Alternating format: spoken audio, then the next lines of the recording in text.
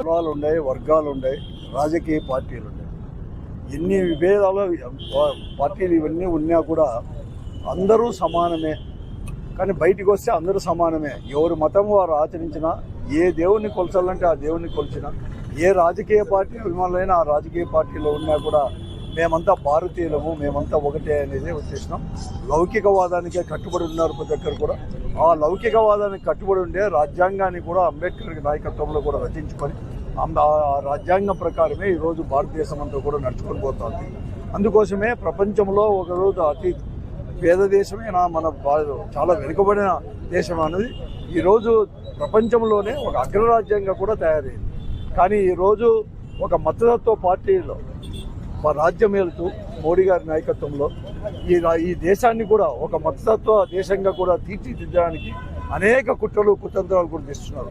అనేక లౌకికవాదులు కూడా ఇంతవరకు కూడా ఎంతో కూడా చాలా సంవత్సరాల నుంచి కూడా భారతీయ జనతా పార్టీ అనుసరించిన ధోరణి కానీ వారి యొక్క సిద్ధాంతం, ముఖ్యంగా ఆర్ఎస్ యొక్క సిద్ధాంతాలు చేసి ఎంతో కూడా భయాందోళన చెప్తుంటే ఆ భయాందోళనగా ఈరోజు నిజం చేస్తూ మొన్న రోజు 2025లో పార్లమెంటులో వక్ఫ్ బోర్డు చట్టం కూడా సవరణ ద్వారా తీసుకొచ్చింది. చాలా అత్యంత కూడా దారుణమైనది. ఈరోజు మన భవిష్యత్తుకి, దేశ భవిష్యత్తుకే ఒక గొడ్డలు పెట్టాలంటేది అని కూడా చెప్పక తప్పదు.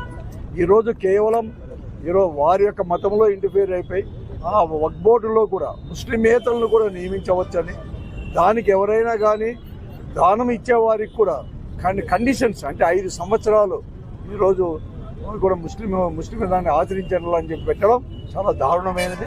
కానీ దీన్ని వెంటనే కూడా ఉపసంహరించుకోవాలని చెప్పేసి ఉన్నారు.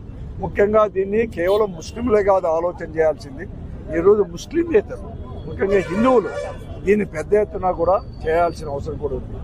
ఆ రోజు దేశ స్వాతంత్రం కోసం గాంధీ గారి నాయకత్వంలో అందరూ కులాలకు అతీతంగా, మతాలకు అతీతంగా, రాజకీయ పార్టీలకు అతీతంగా వారి సిద్ధాంతాలు కూడా పక్కన పెట్టి ఒకే విధంగా మనమంతా ఒకటి అని చెప్పి ఎలా అయితే పోయారో, ఈరోజు ఈ చట్టము కూడా పార్లమెంటు ద్వారా తీసుకొచ్చిన చట్టాన్ని కూడా వెంటనే ఉపసంహరించుకొని అందరూ పోవాల్సిన అవసరము, బాధ్యత కూడా ప్రతి ఒక్కరి పైన ఉంది అని చెప్పేసి కూడా మేము మనం చేస్తున్నాం.